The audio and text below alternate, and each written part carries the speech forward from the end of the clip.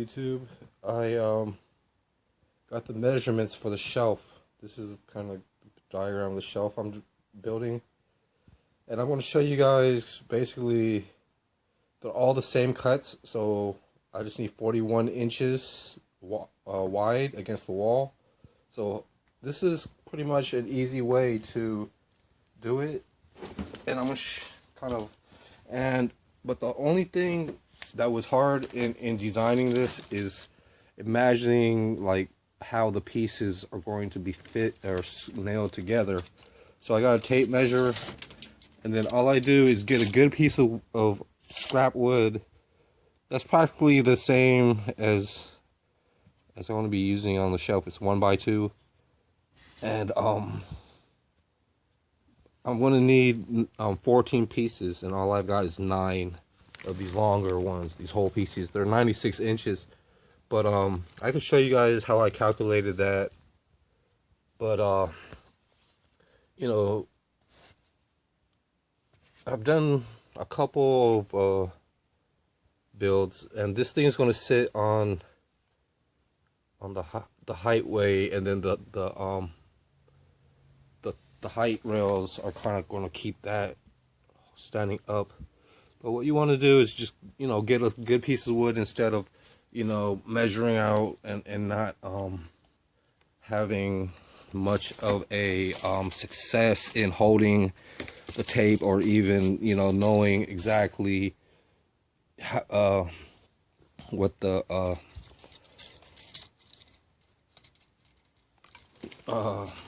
you know, sometimes people could pretty much measure out pretty good, you know, for reference. But all you gotta do is pretty much measure, you know, what you can right there. It's like 11 inches, and then you could basically add that to the piece of the wood, and it's 41 inches. And then so I need, and you know, just getting one line of measurement, it basically you know, saves you a whole lot of time, you know, good measurement, and saves you a whole lot of time of measuring each piece. And then this long piece, I basically, I'm predicting it's 90 inches, but I have it marked off exactly where the so that's going to actually sit on top, you know, and there's going to be a height screw, a height piece, which I measured the same way with a longer piece of wood like this, but I just kind of held it to the height and then measured the distance towards the floor, and then that turned out to be 68 inches. And it's also good in mind to have like the total length of the pieces that you're going to be making, so you could make 2 or 3 cuts, things like that. I might design this shelf to not be fully you know, like bordered on the below, because I might be able to slide a chair, an office chair, underneath, similar to something like this. I actually want to build a desk that looks like this, but it's going to be like a fish pond. So that's kind of like my first main you know. But before this thing, I'm going to be, well, I've got a shelf unit in my shed that kind of looks like this. So this kind of what's in my shed and things like that. But it's a little taller. It's like, you know, chest high or something, when a desk is pretty much stomach or waist high. So yeah, to get this measurement, I got another piece of wood, and I try to just wiggle it through. Sometimes you know, it's just better to just you could just do it on top, and I kind of marked it. When I was measuring it before, look at my first line, it was way off, you know, it's going to be like really tight. So I kind of adjusted this measurement, and I've got to make a lot of these. It looks like it's going to be like at least 4 of them. I might have to make 6 of them, 6 of each pieces, and things like that. And then reuse these two and then have more height pieces, and the height is like 41 or 68 inches, and that one is estimated 90 inches. So that's pretty much needed for my electronic parts. I'm gonna show you guys me take some other stuff that I've been scrapping out. So this is technically where I've been sorting my things out, and it's real fun. You know, I get to save a few items, you know, and organize things. Things are getting cleaned out. You know, reuse cool stuff. You know, figure out things. Like this has little small tools in here, so I might have to just get on working with this. These are really nice tweezers that I have found somewhere. This is like a engraving tool. So this small drill that I need for pilot holes, I was looking for one of these. So yeah, besides that, I scrap electronics, you know, to test them out. This came out of a briefcase, gaming screen.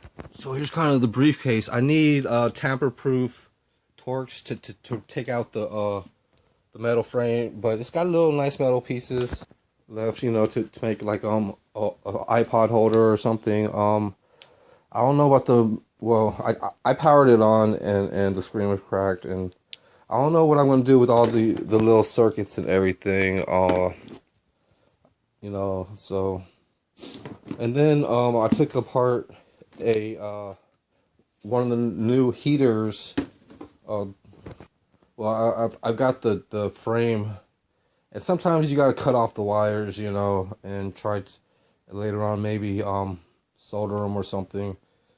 You know, I try to save up as much as I can.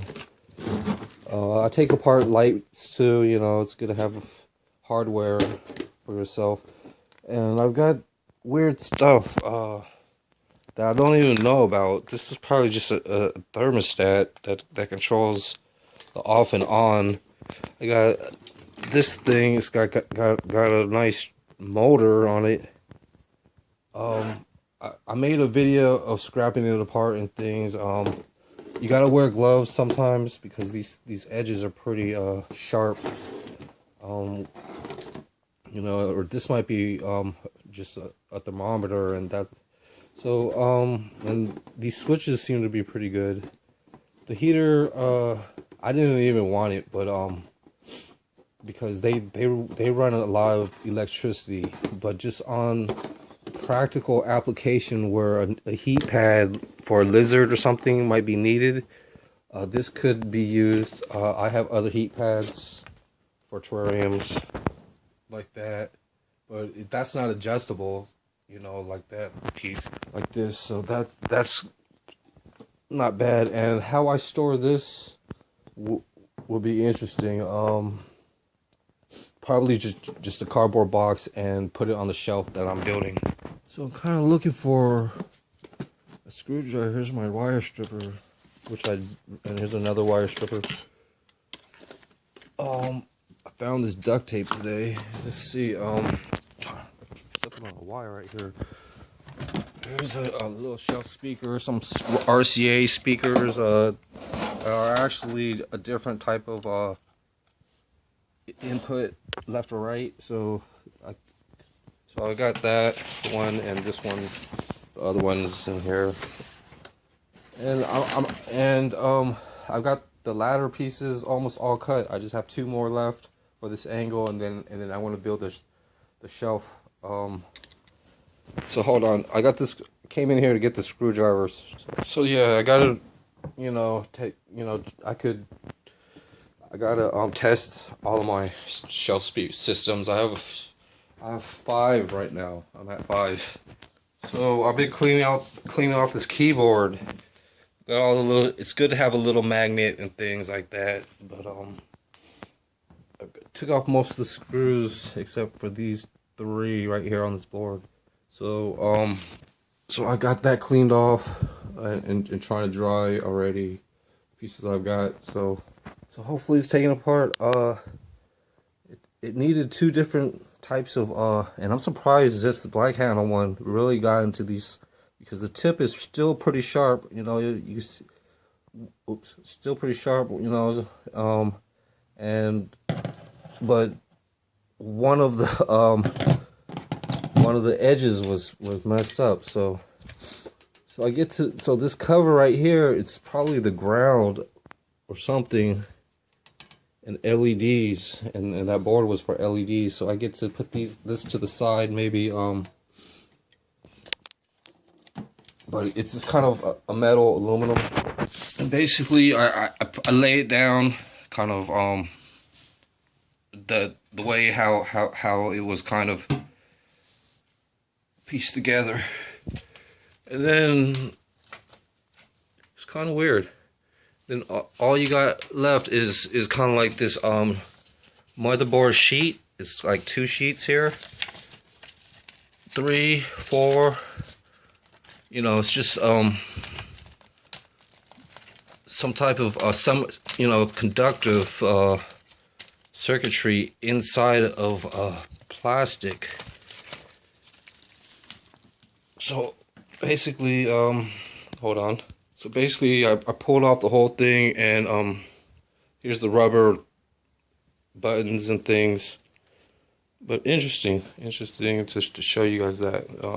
I've never taken a keyboard apart, and then now I could just dip this inside some cleaning bucket, which is kind of this waste basket that I was cleaning. I could probably dip this too, this rubber, but I'm not going to really do the circuit. So there's the rubber